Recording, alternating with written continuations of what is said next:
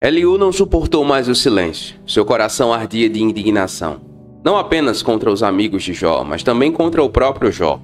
Como pode alguém se declarar justo diante de Deus? Ele era jovem, hesitava em falar, mas o peso da sua verdade era insuportável. As palavras estavam presas como o fogo nos ossos e ele finalmente as deixou escapar. Não é a idade que traz sabedoria, nem os muitos anos que garantem entendimento. Eliú buscou o confronto porque sentiu que durante aquela conversa Deus não estava sendo honrado. Ele sabia que às vezes o silêncio de Deus é uma prova maior do que a dor. E agora, ele não podia se calar. Suas palavras cortavam como uma lâmina. Quem ouviria? Jó entenderia? Cada frase de Eliú era um convite ao arrependimento e uma esperança sutil. Mesmo na aflição há uma voz, e Deus ainda fala. E é sobre isso que vamos refletir nessa mensagem. Que a paz do Senhor Jesus esteja sobre a sua vida. Antes de continuar, eu gostaria de lhe pedir para deixar o like, se inscrever no canal e ativar todas as notificações para não perder nenhuma das nossas mensagens. E fique comigo até o final, porque há uma palavra de Deus para você. Então esses três homens pararam de responder a Jó, pois este se julgava justo. Mas Eliú, filho de Baraquel, de Buz, da família de Rão, indignou-se muito contra Jó, porque este se justificava a si mesmo diante de Deus. Convicção pode ser algo muito poderoso. Pode mudar o destino de vidas, de cidades, estados e até mesmo de nações. A convicção de Jó é algo que é muito impressionante. É uma das lições que eu e você devemos tirar deste livro, da reflexão, da meditação na vida dele. Convicção. Jó tinha muita convicção. E mesmo em meio a todas as pressões que ele estava sofrendo, ele não abriu mão dela. O apóstolo Paulo fala sobre a nossa convicção enquanto filhos e filhas de Deus em 1 Coríntios 15, 58. E ele diz que nós devemos ser firmes e inabaláveis, sempre abundantes na obra do Senhor. Deus nos chama para viver uma vida de convicção. E isso é extremamente desafiador, mas pode ser o nosso diferencial nesta geração. E por quê? Porque nós vivemos em um mundo em que a maioria das pessoas quer agradar a todo mundo. Nós vivemos em um mundo em que as pessoas não querem mais ter posicionamento. Especialmente na sociedade brasileira, ter um posicionamento firme, em alguns casos, parece ser um crime contra a humanidade. Pois é, o mundo ataca a convicção. O diabo não gosta de pessoas que têm convicção. Obviamente, isso não é algo novo. Ele batalha contra a igreja de Jesus desde antes do seu nascimento. E o apóstolo Paulo, que era um homem de muita convicção, compartilha conosco a sua experiência em Atos capítulo 24, versículo 21. Veja o que diz o texto. Paulo, porém, respondeu: estou sendo julgado por crer na ressurreição dos mortos. Qual era o crime de Paulo? Acreditar que Jesus Cristo ressuscitou dentre os mortos. Em nossos dias, na verdade, nos últimos anos, a perseguição a cristãos tem aumentado drasticamente em todas as partes do mundo. Em todas as partes do mundo. Muitos cristãos têm perdido suas vidas, suas casas e seus bens em todos os continentes, simplesmente por acreditarem que Jesus Cristo morreu e ressuscitou. Mas Deus nos chama a uma vida de convicção. O diabo, meu irmão, ele vai batalhar para tirar essa convicção de você. Ele vai querer fazer de você e de mim um cristão meia boca. Eu recomendo muito o estudo do livro Cartas de um Diabo ao Seu Aprendiz, de C.S. Lewis. Eu já inclusive comentei todo este livro aqui no canal. A revelação que eu acredito ter sido dada pelo Senhor Deus a C.S. Lewis sobre a batalha espiritual que nos cerca é sensacional. Tenha certeza que um dos objetivos do diabo é arrancar do seu e do meu coração a convicção de que Jesus Cristo é o Senhor. O apóstolo Paulo fala sobre isso ao jovem pastor Timóteo, em 2 Timóteo 3,12, ele diz: todos os que querem viver piedosamente em Cristo Jesus serão perseguidos. O apóstolo Paulo não fala de um grupo de pessoas que quer seguir a Jesus de todo jeito. Esses não, esses vão viver a vida de boa. Mas quem quer viver de forma convicta, com posicionamento, esses sim serão perseguidos. A minha oração é que Deus faça de mim e de você dignos dessa perseguição. Também se indignou contra os 3 amigos, pois não encontraram meios de refutar a Jó. E mesmo assim o tinham condenado. Eliú tinha ficado esperando para falar a Jó, porque eles eram mais velhos que ele. Mas quando viu que os 3 não tinham mais nada a dizer, indignou-se. Eliú era o mais jovem. Ele aparece aqui e, no contexto cultural, ele só podia realmente falar depois que os mais velhos falassem. Posicionar-se claramente pode trazer incômodo a outras pessoas. O Senhor Jesus falou isso. Jesus não foi crucificado porque agradou todo mundo. A visão que o mundo tem de Jesus, o Jesus que ama e permite tudo, não é a visão bíblica. Jesus não seria condenado à morte se ele fosse essa pessoa. Ninguém é condenado à morte quando quer agradar todo mundo. Nós só somos condenados ou perseguidos quando temos um posicionamento firme, e Jesus sempre teve. E tanto na vida de Jó quanto na vida de outros homens e mulheres de Deus, inclusive na vida do Senhor Jesus, o que nós percebemos? Quando as pessoas falham em mudar o nosso posicionamento, elas sentem-se desafiadas. Em Mateus 22:34, nós vemos que depois que os fariseus viram que Jesus havia silenciado os saduceus, eles se reuniram, eles fizeram um conluio, eles se uniram para ver como iam resolver a questão de Jesus, porque Jesus e seu posicionamento haviam se tornado um problema. O meu pai não queria que eu fosse cristão. Nós éramos da Umbanda quando criança, depois minha mãe, ela mudou para o espiritismo e eu sempre fui a companhia dela na infância. Meu pai nunca teve problema, ele sempre foi religioso. Nunca teve nenhuma religião. Ele sempre nos deixava e ficava em casa. Quando eu converti a Jesus, então ele realmente ficou muito indignado. Perseguiu muito. Xingou muito. Fez de tudo para que eu abrisse mão da fé e do Senhor Jesus. Mas eu permaneci crendo e estou aqui dando frutos para a glória de Deus. O seu posicionamento vai ser atacado em todos os aspectos, seja no ambiente de trabalho, seja na sua família, seja muitas vezes no seu casamento. As pessoas, o diabo, o mundo caído e mal vai atacar o seu posicionamento em Cristo Jesus. Mas lembre-se, o incômodo de Eliú e dos amigos de Jó são um reflexo deste mundo caído e mal, inclusive muitas vezes do sistema religioso. Um sistema que não conhece a Deus, que não se relaciona com Ele. Eliú também representa esse sistema que não leva ninguém a nada. O Senhor Deus nos chama para um relacionamento vivo e íntimo com Ele. E quando nós experimentamos isso, então o nosso posicionamento é ainda mais fortalecido. Então Eliú, filho de Baraquel, de Buz, falou: eu sou jovem, vocês têm idade. Por isso tive receio e não ousei dizer-lhe o que sei. Os que têm idade é que devem falar, pensava eu. Os anos avançados é que devem ensinar sabedoria. Mas é o Espírito dentro do homem que lhe dá entendimento, o sopro do Todo-Poderoso. Não são só os mais velhos, os sábios, não são só os de idade que entendem o que é certo. A sabedoria não está necessariamente ligada à idade. Não é por ser mais velho que alguém é necessariamente mais sábio.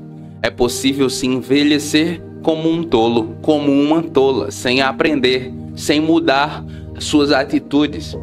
O apóstolo Paulo, em 1 Timóteo capítulo 4, versículo 12, conversando com Timóteo, diz: olha, ninguém lhe despreze por você ser jovem, seja um exemplo para os fiéis. Porque no contexto, por ser um jovem pastor, Timóteo estava lidando com o desafio de ter o respeito dos mais velhos. Como alguém mais jovem vai nos liderar? Pois é, mas olhando para a Bíblia Sagrada, nós não podemos subestimar o potencial de quem é jovem. Em 1 Samuel 17:36, por exemplo, nós vemos que Davi, um menino, está sendo usado por Deus para abençoar todo o reino, enquanto o velho Saul está com um coração enrijecido e distante de Deus. Deus também usa os jovens. Deus usa todas as pessoas que Ele quiser. Deus usa crianças, como nós vemos na vida de Samuel. Deus usa jovens, como nós vemos na vida de Davi, Deus usa Davi, Daniel e tantos outros, e Deus usa também pessoas da melhor idade, como nós vemos no caso de Moisés, Abraão e tantos outros. Deus usa pessoas. Mas voltando para os jovens, o Senhor prometeu que usaria os jovens na reta final da humanidade. Em Joel 2:28, veja o que está escrito: derramarei o meu espírito sobre todos os povos, os jovens terão visões. O Senhor Deus prometeu que abriria os olhos espirituais dos jovens. Eu lembro que quando adolescente eu tive algumas experiências de ter visões espirituais do Senhor Deus. Em algumas delas, o Senhor Deus abria os meus olhos espirituais ou me dava sonhos e eu me via pregando diante de multidões. No contexto daquelas visões, não fazia sentido para mim. Eu me perguntava como isso um dia vai se tornar real. Com 16 anos, você tendo essas visões, isso parece uma loucura, mas eu sabia, aquilo vinha de Deus. O fato é que hoje, eu e Carol ministramos todos os meses a cerca de 3 milhões de pessoas. Todos os meses uma multidão passa por nossas vidas. E por que isso tem acontecido? Porque Deus é fiel. Deus abre os nossos olhos. Uma vez que eu e você mantemos o nosso posicionamento de fé e nos submetemos à sua vontade, Deus abre os nossos olhos espirituais para enxergar além daquilo que o olho natural vê. Esse é o desejo de Deus para mim e para a sua vida. Viver além do que eu e você realmente podemos fazer. Por isso digo, escutem-me, também vou dizer o que sei. Eliú enfatiza que ninguém foi capaz de provar o erro de Jó, e isso é algo que o incomodou demais. Ele ficou extremamente incomodado porque ninguém conseguiu provar ou calar Jó, no sentido de fazê-lo reconhecer o seu pecado. E isso me faz aprender algumas coisas. Mas dentre elas, perceba, mesmo os mais sábios acusadores ficam sem resposta diante de um posicionamento firme. Mesmo os mais sábios, os 3 amigos, agora 4 amigos, acusando Jó, usando o nome de Deus, dizendo: Deus me revelou, Deus me disse. E Jó não abre mão do posicionamento de fé dele. Uma outra coisa que a atitude de Eliú me ensina é que o silêncio é muitas vezes a atitude mais sábia que eu e você podemos tomar. Quando não conseguimos apresentar a verdade, porque o nosso argumento deve ser com base na verdade, com base no que está escrito, com base no que aconteceu. Se nós não conseguimos fazer isso, o silêncio é mais sábio. O silêncio é a atitude mais sábia. É interessante que quando estava sendo julgado por causa da reforma, Martinho Lutero disse: se vocês não conseguirem me convencer pelas escrituras e pela consciência, eu não me retrato. Olha isso. Pelas escrituras, me convença com base no que a Bíblia diz. É essa a atitude de Jó. E essa atitude incomodou Eliú. Mas veja, o incômodo dele não o fez silenciar. Ele quis falar. Preste atenção, porque eu também vou falar. Eu tenho algo a dizer. Mas nesse sentido, veja o que está escrito em Provérbios capítulo 17, versículo 28. Até o insensato passará por sábio se ficar quieto, e se contiver a língua, parecerá que tem discernimento. Até o insensato será tido por sábio se ficar quieto. Eu e você não precisamos ter sempre algo a dizer, meu irmão, minha irmã. Às vezes eu percebo que nós cristãos temos este mau hábito. Nós achamos que sempre precisamos dizer algo. Não necessariamente. Também vou dar a minha opinião. Também vou dizer o que sei, pois não me faltam palavras, e dentro de mim o Espírito me impulsiona. Eliú sente-se pressionado a falar, mesmo que sua fala não traga nenhuma solução prática. Ele só quer falar. Perceba que no texto ele diz: eu vou dar minha opinião. O sábio fala sobre isso em Provérbios 29 e 20. Ele diz: você já viu alguém que se precipita no falar? Há mais esperança para o insensato do que para ele. Você e eu não precisamos querer falar toda hora. Você e eu não precisamos ter que dar uma opinião toda hora. Há pessoas que têm necessidade de dar opinião. Se ele não der a opinião dele ou ela dela, ele passa mal, assim como Eliú. Só que existe um problema aqui. Na verdade, há alguns problemas aqui. Mas no caso de Eliú, o desejo que ele tinha de condenar a Jó era maior do que o de procurar entender Jó. E quando isso acontece, a verdade é prejudicada. Nele havia uma predisposição para provar que Jó estava errado, e não uma predisposição para aprender, para entender. Será que isso realmente não pode ter sido Deus?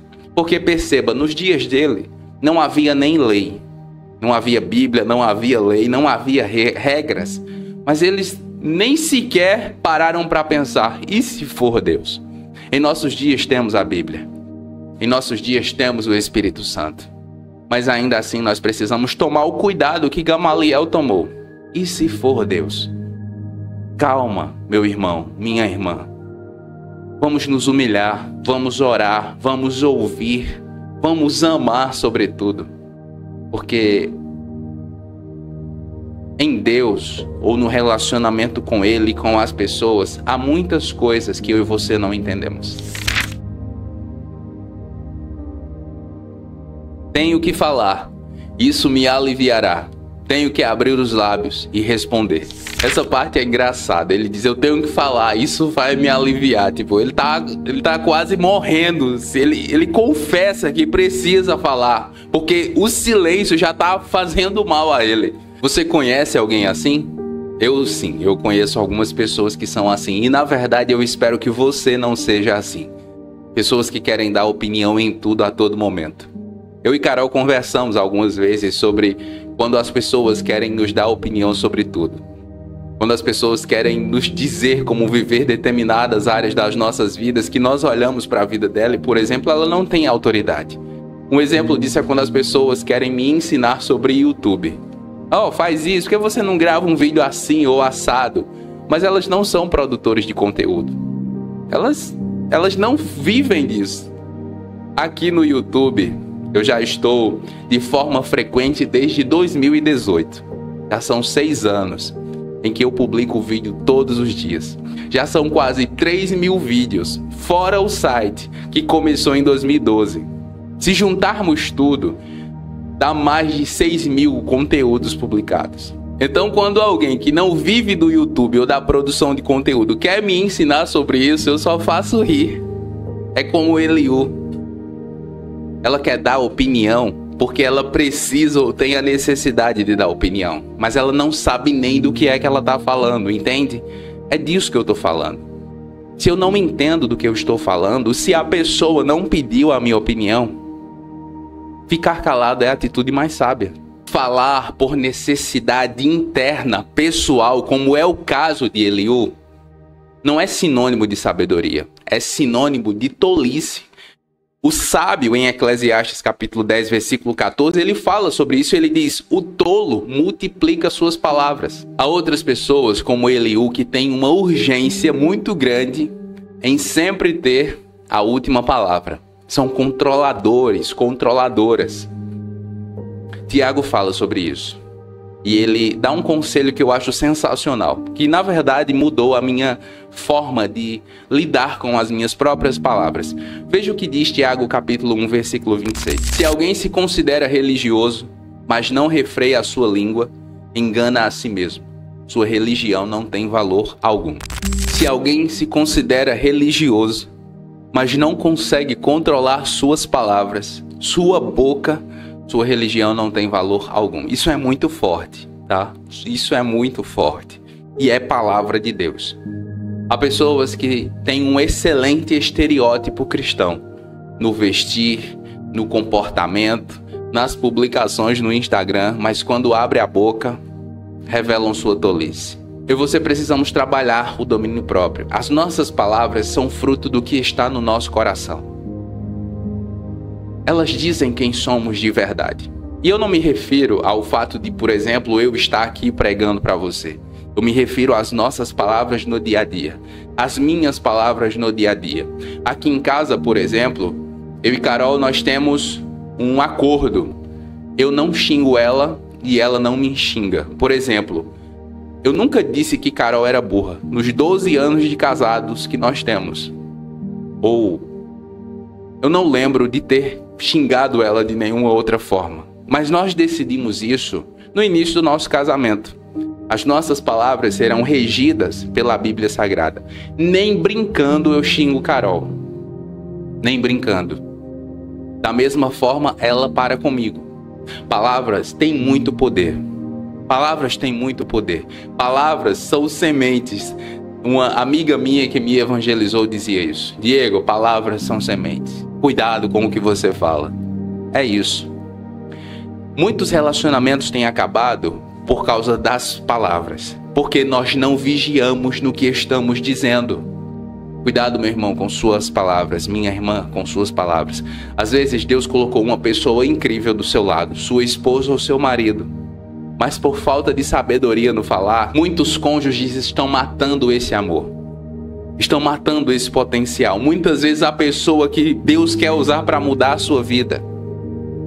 Mas por causa das suas palavras, você não está conseguindo desenvolver a melhor versão desse relacionamento. Que Deus nos dê sabedoria e que nós não sejamos como Eliú, tolos. Pessoas que querem dar sua opinião porque precisam dar sua opinião. Que o Senhor nos ajude e santifique as nossas palavras. Vamos orar? Pai Santo, reconhecemos que toda verdadeira sabedoria vem do Senhor. Não da idade ou da experiência humana, mas do Teu Espírito que habita em nós por meio de Cristo. Assim como Eliú buscou falar com sinceridade, pedimos que o Senhor dê a nós corações humildes e ouvidos atentos à sua voz, mesmo quando ela se manifesta de forma inesperada. Que não sejamos rápidos em julgar, mas prontos a escutar com amor e discernimento. Senhor, pelo Teu Espírito, dê a nós coragem para falar a verdade em amor, oferecendo esperança e encorajamento aos que estão em dor. Quando enfrentarmos dúvidas e silêncio, e lembremos da promessa de que o Espírito Santo intercede por nós com gemidos inexprimíveis.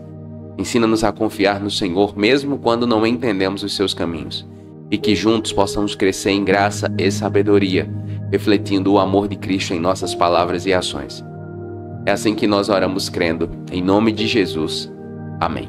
Jesus e a Bíblia é mantido também com a sua ajuda. Considere ser um membro do canal ou enviar sua oferta usando o Pix que aparece na tela. Parte da sua oferta será enviada para a missão Portas Abertas e o Instituto Águas Vivas. Deus abençoe. Foi a parte dessa mensagem que mais falou com você? Me diga nos comentários. E se você quer saber porque a sabedoria pode não estar aonde você pensa, assista o vídeo que vai aparecer na tela. Nos comentários, faça seu pedido de oração e nós estaremos orando com você. E se ficou comigo até aqui, escreva aí nos comentários. Santifica os meus lábios, Jesus. Eu vou saber que você ficou comigo até o final. Eu oro para que Deus abençoe a sua vida e até a próxima.